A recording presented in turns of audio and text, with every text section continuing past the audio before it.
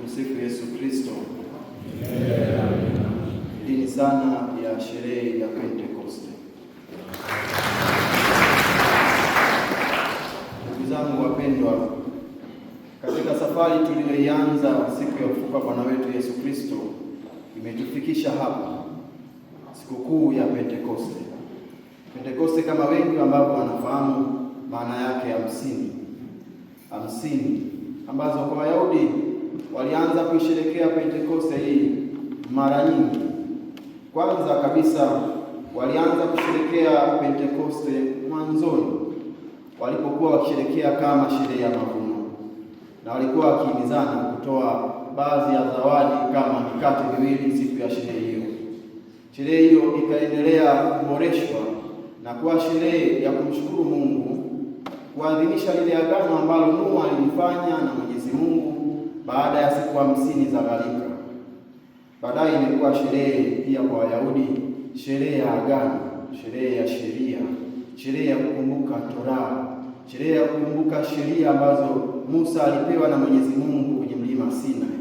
Imekuwa ni sherehe pia ya kukumbuka agano, sherehe ya kukumbuka wao ni wakina nani, taifa teule la Mungu.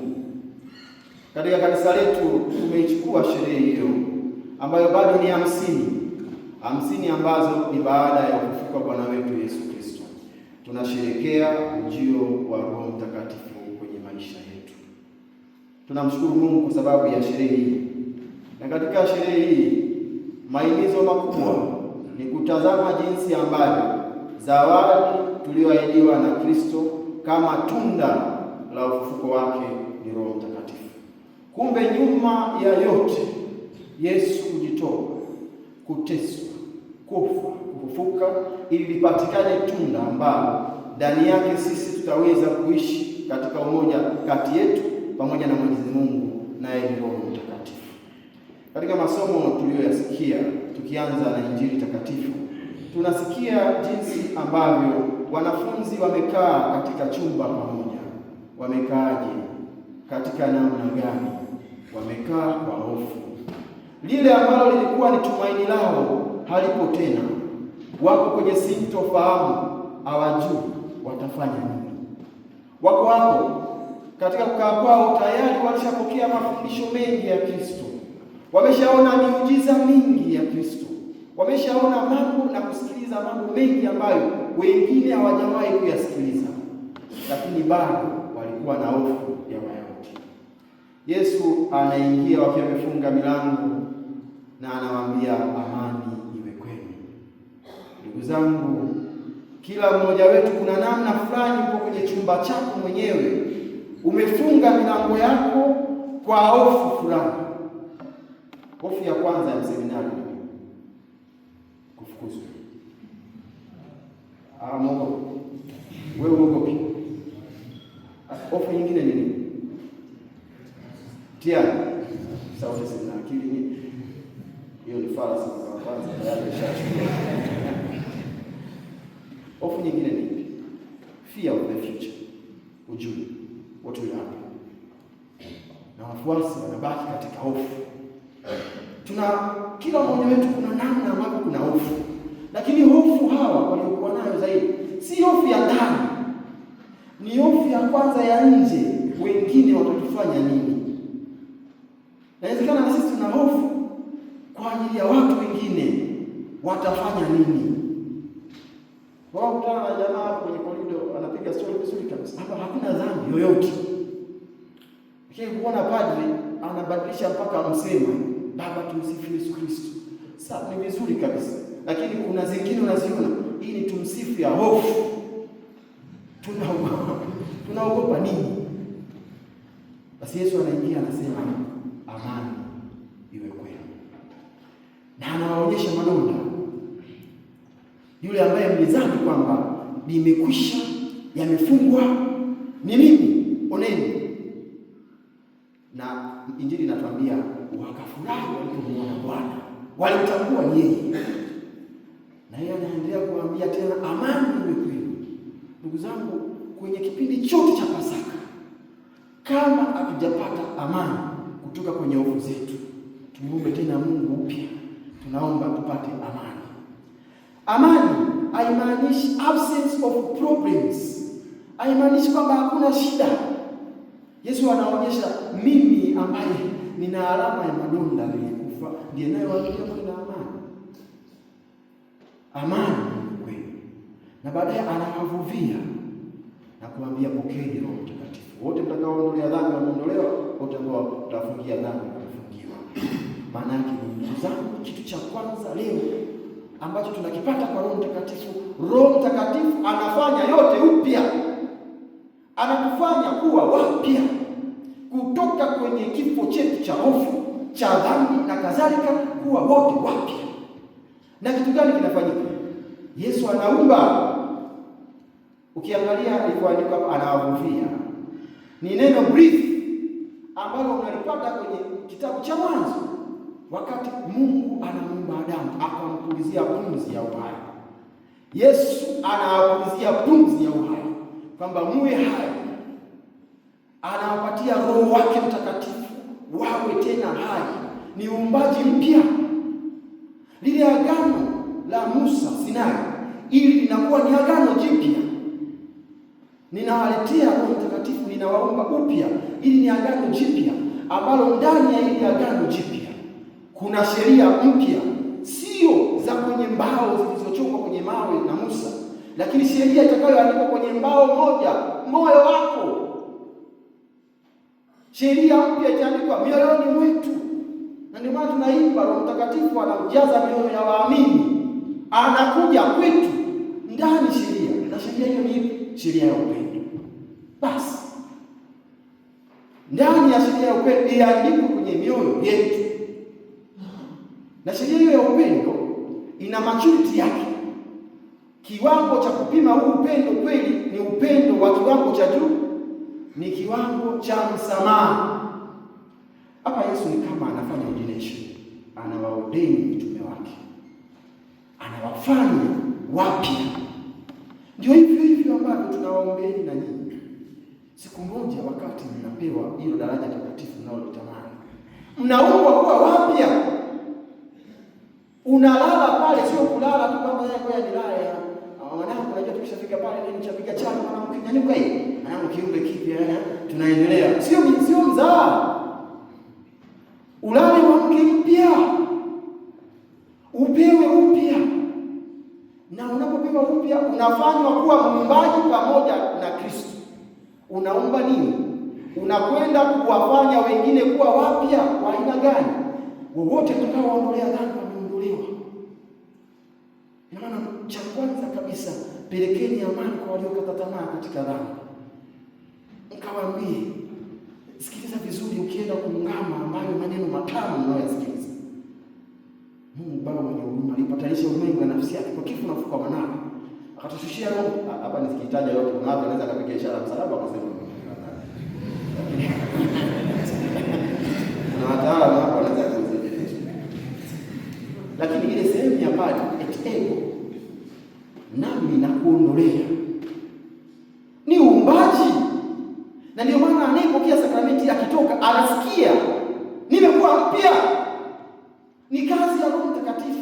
Na hilo ni la kwanza ambalo Kristo anaona ni la muhimu kuliko mengine yote.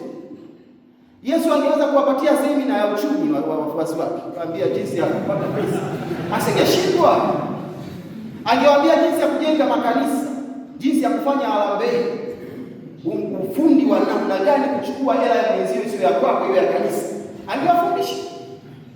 Lakini uvuvio wa kwanza ni wa kusamehe. Tena Yesu alisema wote mtakao wasamehe, wote mtakao waondolee. Unajua kuna mnisemo inasema nimekusamehe lakini sitokusahau. Lakini wewe nimemsamehe ila kana. Hapana. Kuna leo nitahubiri kadiri Roho atakapoongoza. Leo nitakusamehe. Kuna seminari moja alienda parokiani Tume, ndio mwaka wa kwanza. Kafika pale. Sasa ni seminari kwa nini kwa kweli.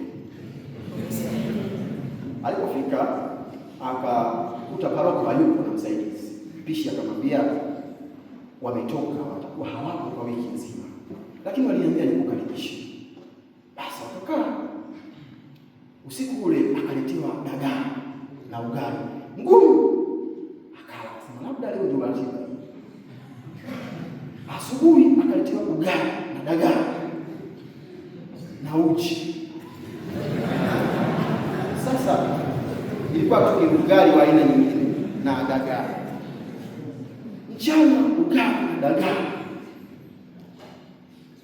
usiku ugali na dagaa. Kesho yake asubuhi yule mpishi akamchungulia aone ana react namna gani.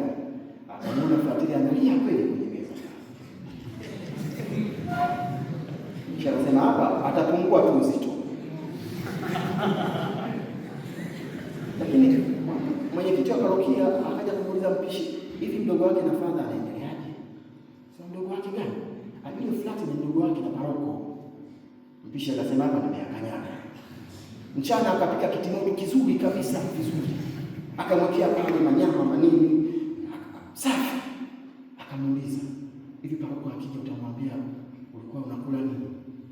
Akasema nitamwambia siku ya kwanza nilikula ugali na dagaa, siku ya pili mchana, asubuhi, mchana, jioni ugali na dagaa na nyama, ila leo nimekula nyama. Akasema sasa kufuta memory ya huyo, ngoja nipike tena vizuri usiku. Akapika vizuri, makaromati, manini. Flat akala vizuri, kesho akamuuliza akija paroko utasemaje? Akaanza upya. Siku ya kwanza nilikula dagaa. Siku ya tatu akaendelea kuwa anapika vizuri, kila akimuuliza Flat anaanza mwanzo, utamwambia siku ya kwanza nilikula hivi mpaka mwisho. Ilipokuwa imefika imebaki leo ndio anarudi paroko, mpishi akamwambia yule Flat, nilikukosea, naomba msamaha. Akasema nimekusamehe. Alipofika paroko akamuuliza, ulikuwa unakula nini? Akasema baba, kama mnakula vizuri hivi hapa, mimi nitazidi kunenepa. Tulikuwa nakula nyama, nakula samaki vizuri. Mpishi baadaye akamuuliza, kwa nini ukusema kama ulivyokuwa unaniambia? Akasema kwa sababu uliniomba msamaha. Nini tunajifunza? Ndugu zangu, ni kweli kwamba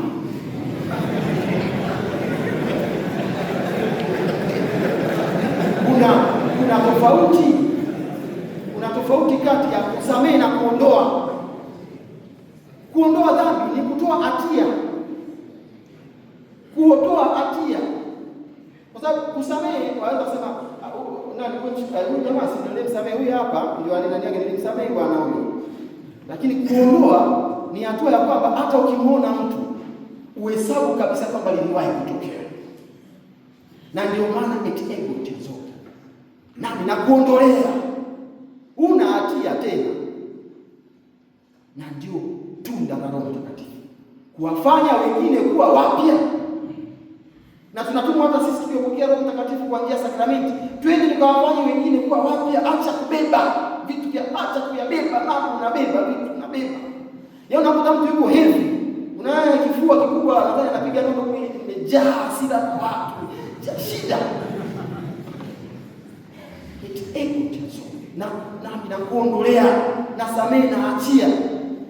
Mitume wanatumwa kufanya hivyo. Na mitume wanaambiwa vizuri. Na wote mkikao wafungia wamefungiwa. Hatutaji formula ya kufungia watu dhambi. Hiyo kuwashikilia tu watu atuwapatie baraka, wafungulie watu. Na huu ndio uumbaji mpya. Sheria mpya ya upendo ambayo ndani yake inakusamehe.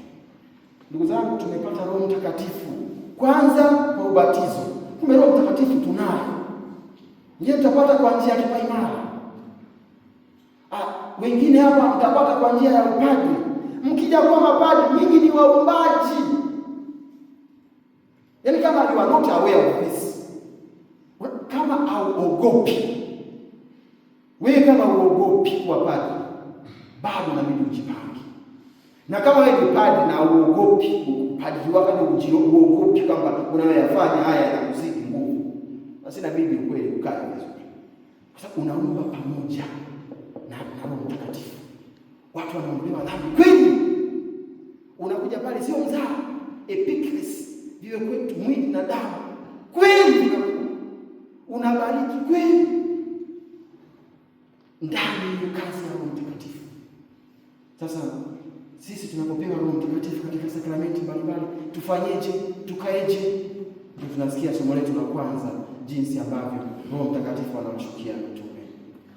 Injili ya kwanza ya Yohana ni jinsi ambavyo Yesu aliwaahidia. Huyu Yesu ambaye msalabani alisema, Baba, mikononi mwako naiweka roho yangu.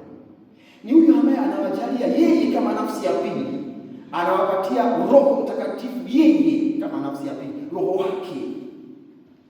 Hii ya pili ya siku 50 ni Roho Mtakatifu anayetoka kwa Baba na Mwana, anayetoka juu kwa ndimi za moto na nini, anatoka kwa Baba na Mwana.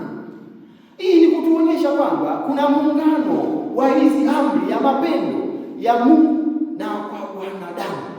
Hii ya kwanza, Yesu anatufundisha upendo kwa jirani, upendo huo uzidi mpaka ufikiri kwenye msamaha.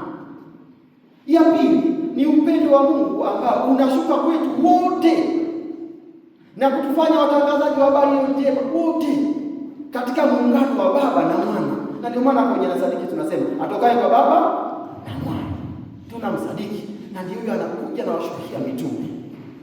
Sasa sisi tufanyeje? Tufanyeje? Sisi tuliopokea Roho Mtakatifu. Unawezekana umepokea Roho Mtakatifu tumekaa tu. Niwahi kusema wala moja mfano fulani. Nafikiri utakuwa ni kweli, sio zile tunasemaje. Marafiki wawili walikwenda, labda niwakumbushe waliwahi kusikia. Walikwenda haki.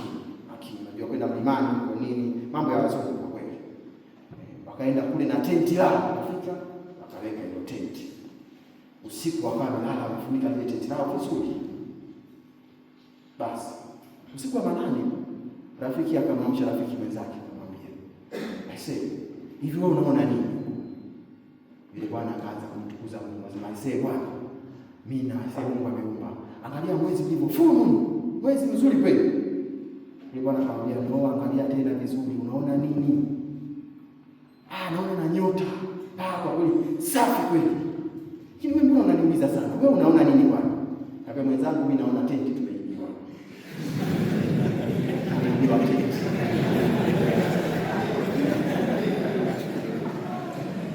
Huyo Roho Mtakatifu sisi anatakiwa kutusaidia kuona mbali, hata kiasi cha kwamba mambo mengine haya negative watu yaoni, tuwaone watu wengine. Ndio somo letu la pili tupelekea kwamba Roho Mtakatifu anatufanya kuwa mitume, anatutuma kuangalia mbali. Anapowashukia hataki tu sisi tumepata Roho Mtakatifu kwa ubatizo tumekaa tu. Tuko hapa nasema unaona nini? Tuna Roho Mtakatifu nipo. Unaona jirani yako simuone. Ila nina Roho Mtakatifu. Roho Mtakatifu lazima atuamshe, atutume, atuonyeshe mbali, atuonyeshe kuhudumia mwingine, atufanyishe uhai. Ndio maana anapowashukia wanapata karama ya lugha. Hapa angalisho, hizo lugha lazima zieleweke. Ndio maana wanasikia na mwimbaji akaimba vizuri juu ya hiyo. Wanayosema kwa lugha zetu wenyewe. Kusikia maana yake kuelewa. Hapo Mnyakyusa alikuwa kama ingekuwa Yerusalemu, alikuwa amekaa hivi anasikia tu. Mwirani alikuwa anasikia anaelewa. Ameelewa. Yupo hapo Mkelewe na Chigende lakini anaelewa. Walikuwa wanaelewa. Sasa hapa tunajifanya wanyofu na kadhalika, unatoka hapa unasikia sifla na mimi nakumbuka siku hizi ananena kwa lugha gani? Huko unadanganya watu washebe. Yaani hakuna shida ya washaba na washebe. Lakini je, tunaelewa? Luyo anaunganisha. Tunaweza kuelewa. Ndugu zangu, mko hapa inaandaliwa kama Yesu yuko hapa anawavuvia Roho ili baadaye mtumwe, mwende mkaeleweke, utoke uende ukaeleweke. Wewe umeenda huko Ushirombo sio ndani kwa Usukumani, watu wamekaa kuja wote, wamekuja na baskeli za njano huko pale, anasema maandishi moja fotonshini katika kitabu chake cha wewe, hawawezi kuelewa. Shuka hapo kuelewe. Hata siku moja huko pale nasema, unajua canon law inasema canon law ya Geko nani anapaswa kwa Ushirombo nani? fanya namna ueleweke. Fanya msomi hapo unasema kwa Kilatini ya Kigiriki inasema hivi, waangalie unaowaambia wanaweza kuelewa. Kuna tofauti kati ya kuhubiri kwa seminari na kuhubiri huko. Kuna tofauti. Sio kwa ubaya. Lakini je, lugha wanaielewa? Sasa ndugu zangu, lugha tunayopewa sisi ni lugha ya upendo. Na ndani ya lugha ya upendo kuna watu wengi wafuateni, hata na mapadi wanajiuliza kwa nini Mungu hajakuspea kwenye vitu fulani, kwenye dhambi, kwenye matatizo. Kwa nini Mungu hajakuspea? Mungu anakufundisha lugha. Ukiwa unaenda kuani, hujawahi kufiwa, maneno yako ni maneno mazuri. Bwana poleni sana kwa sababu tulipopata taarifa.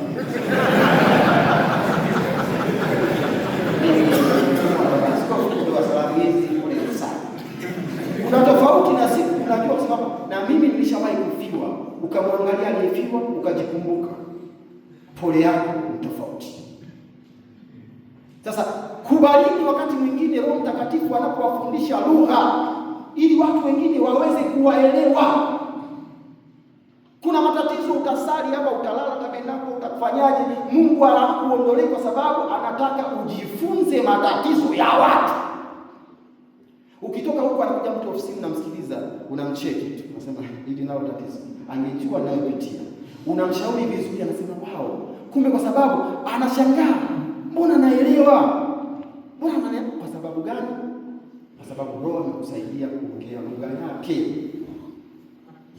Una misa ya kwanza ya seminari, misa ya pili ya kina mama, misa ya tatu ya watoto. Mahubiri yanafanya ujumbe ni ule, lakini na wewe kwa watoto pale, ndugu zangu, katika injili ya leo hawawezi kuelewa. Shuka kwa watoto, haiwezekani, haiwezekani. Ndio maana tunamuomba kweli Roho Mtakatifu atusaidie. Tunaweza tukayasema kwa maneno lakini si rahisi. Pigeni magoti, mumwambie Roho Mtakatifu, nifundishe kuelewa unayofundisha. Sijui baba, sijui elewani na mama, sijui ametengana, sijui kaka, sijui amefanya hadi sijui nini. Yanatokea hivi uwezo kaelewa watu. Mngeitwa hapa ni watu perfect nyumbani ya nyumbani. Ndio tuna mashamba sababu sana nini ng'ombe 700. Nani ndoa iko vizuri? Haufai. Haufai. You must be broken. And to be broken, ndio utaweza kuwaunganisha wengine. Yesu anapotokea mitume wake baada ya kuwa broken to death. Na ndio anawaambia amani. Na nyinyi mnatakiwa kuwa broken mpaka mfike hatua ya kuambia watu wengine amani iwe kwenu, mkielewa hata na nyinyi wenyewe mmepata amani katika hali ya changamoto. Na ndio maana tunamwomba Roho Mtakatifu atusaidie. Nguvu, kipaji cha nguvu cha kuvumilia wakati mwingine matatizo. Usiende kuwadanganya watu. Kuna sala hii na our God is not mathematician katika mtindo wa sala. Kama kuna triki. Unajua kuna jambo sala. Ukisali tu ina tiki, ina tiki. Kachukua akakaribia na mambo vizuri. Sali, lakini umwambie na Roho Mtakatifu akufundishe kuelewa majibu ya sala. Hata kama yeye hajaelewa. Sawa. Atawafanya kuelewa yote. Sasa hivi mtatumwa hapa mwende kutangaza umepangwa si wapi. Wewe nenda mwambie Roho tuliahidiwa kwamba utatufanya tuelewe yote. Nenda. Askofu anakuambia no hapa kuna nenda parokia hii. Huyu jamaa bwana mimi asema nini shaka mwaka tukalifia fulani mimi na kupanga hivi. Mimi ampendi kwa nini? Roho ameona kwamba wewe kule ile namba ndio unaweza kucheza vizuri. Kacheze. Nenda. Hapa kuna mtu ana mawazo tukishatumia utume Father. Parokia iko mlimani sana mlokolo kule ndani. Nenda. Huyo Roho anasikiliza, huyo Roho akupeleke, nenda. Mkweli mnaweza mkasoma. Ukweli huo. Mnaweza mkasoma vizuri mkafarosoma kumlaude na kadhalika. Lakini sisi nguvu yetu tulionayo Kristo anatupatia Roho Mtakatifu. Natamani tungekuwa tunasala kila siku ya Mungu. Kila siku kukuruhusu kumwambia Roho Mtakatifu fanya unachotaka.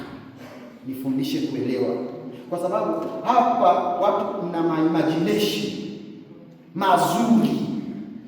yaani ngoja tu na nini najua sasa hivi itakuwa kipindi hicho kuruga sio gari sana na nini, nitakuwa na gari na nini hapo hivi na nini, poa tu, afu nyumbani mtafanya hivi na nini, mtapata disappointment, hamtawahi kuelewa.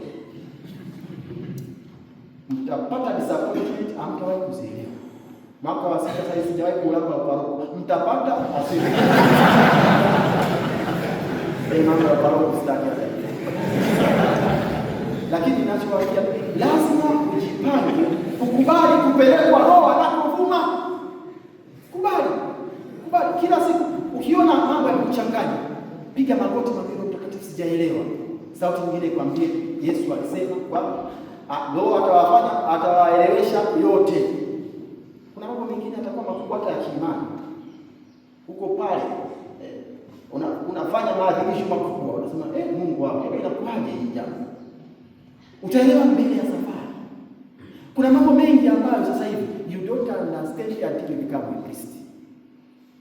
Yaani kuna seminari mpya ya baada ya ubadilisho. Hiyo seminari ni ya kujikabidhi kwa Roho Mtakatifu, kujikabidhisha. Mwishoni nasikia katika somo letu la pili, tunapotumwa ndugu zangu tufanane. Ili kanisa letu ambalo ni moja, tunaunganishwa leo kufurahia umoja ambao unaletwa na Roho Mtakatifu, atufanane. Na ndio maana unapotumwa kwenda kila siku, unapokwenda kule, ndugu zangu, sio rahisi. Sio rahisi. Unahitaji mapaji ya Roho Mtakatifu kila siku. Unahitaji uwe na hekima, uwe na akili, uwe na elimu. Unatakiwa uwe na mapaji ya Roho Mtakatifu kwa sababu you don't know. Yaani watu hawajui utatumwa wapi. Utaenda wapi? Na katika kanisa letu tumeunganishwa sio mapadri tu. Mapadri wote kwa njia ya ubatizo. Kumbe huu ni wito kwetu sote. Uwe ni mfanyakazi, uwe ni mtawa, uwe ni mlei, walei wote wa level zote, walei wote wa level zote na mklei wote tunatumwa kumtumia Roho Mtakatifu kusambaza. Tunaendaje? Tunaondokaje? Tunaondoka kwa mwendo wa kile ulichopewa, ndicho unachokitumia. Ni kama tu mchezo wa mpira. Wewe unacheza namba 7. Cheza namba 7 yako. Uwezi ukacheza 7 wakati unacheza 3. Uwezi ukacheza kama kipa huku unafunga. Yaani uko kipa lakini uko forward, haiwezekani. Lazima ucheze namba yako. Jitafute wewe una kipaji gani? Na ndio maana Daudi anatuambia kila mmoja kwa karama yake aliyopewa ndicho anachoweza kufanya vizuri, fanya hicho. Sasa kuna mwingine ulali kwa sababu ya karama za watu walizonazo. Hauna amani, unamlalamikia Mwenyezi Mungu yaani Mungu nafikiri tumelala mpendo kwa wewe akaniwahi hivyo tu basi tu. Ukiangalia tatizo hili angalia anachofanya. Basi umekaa hapa na unashangaa. Kumbe ukijitazama vizuri una zawadi ya kutoa kama Roho Mtakatifu anakujalia. Kuna meli fulani wanasema ilipotea kutoka kwenye bahari fulani chini Atlanta huko ikaenda katulia karibu na kisiwa kwa Amazon. Ikakota pale, ikaketi pale. Watu wakakaa pale, maji yote walikuwa nayo ndani wakanywa yakaisha, akaanza kulia kiu. Wengine wakaanza kuzimia. Basi baadaye likapita limelikemu kubwa karibu pale, wakaona wakawasiliana nao kwa maiki kubwa zile za kwenye meli. Vipi huko? Aisee, tunaombeni tuletee maji huko tunakufa. Kapteni wa meli ile kubwa akamwambia, chukua ndoo, chota hapo chini. No, maji ya chumvi, chukua ndoo, chota hapo. Lile meli likaondoka. Basi mmoja akasema sasa tutafanya wala tutochote. Alipochota akakuta maji hata hayana chumvi kwa sababu tayari umeshaingia kwenye mto wa Amazon ambapo kuna sehemu kuna maji mazuri kabisa ambayo hayana shida. Ila wamekaa pale na wengine wamekaribia kufa bila kufanya chochote. Inawezekana hata na wewe huko umekaa hapo ila hujakaa kuomba Roho Mtakatifu akwambie. Kuna vitu naviomba kama unavyo ndani. Roho Mtakatifu unapata kwa ubatizo kwa imani. Kuna vitu vizuri ambavyo viko ndani ambavyo sasa hivi kulichavusha. Ndugu zangu wapendwa, katika Dominika hii tuombe Mwenyezi Mungu atusaidie kuwa wapya. Roho Mtakatifu anatufanya kuwa wapya. Anatutuma kama vyombo vya msamaha wake. Kama tu watu wa Roho Mtakatifu, kila tunapopita tuwe na harufu nzuri ya amani, amani ambayo ndani yake tunawatangazia wengine msamaha. Roho Mtakatifu anatutuma tutoke kwenda kuhubiri neno la Mungu kwa maneno na matendo yetu. Roho Mtakatifu anatutuma kutumia vipaji vyetu, na kwa nafasi hii nishukuru sana kwa jumuiya hii ya seminari. Kuna wakati mwingine tunakosa nafasi ya kushukuru. Tunashukuru sana kuanzia wafanyakazi, kuanzia yule ambaye anapika mikate, yule anayechunga ng'ombe. Unajua kuna wakati mwingine bwana unafika tu unafurahia unakunywa maziwa usijini. Lakini mimi kwa mfano nikifika na kunywa maziwa, nachagua tu maziwa ninyo ya mgando au ninyo haya. Acha kuona vitu, lakini ndio hivyo na kunywa hivyo. Na angalia tu hapa naona mkate na vuta, lakini nyuma yake kuna watu ambao kwa karama zao wamefanya. Kwa hiyo wote ambao tunaitengeneza jumuiya hii kwa jinsi hii, kuanzia wafanyakazi tunawashukuru sana. Masista wetu tunawashukuru sana. Na waseminari tunawashukuru kwa kula vizuri na lakini tunawashukuru pia na mapadri kwa karama zao ambao jinsi wanafanya kazi zao. Naomba kwa pamoja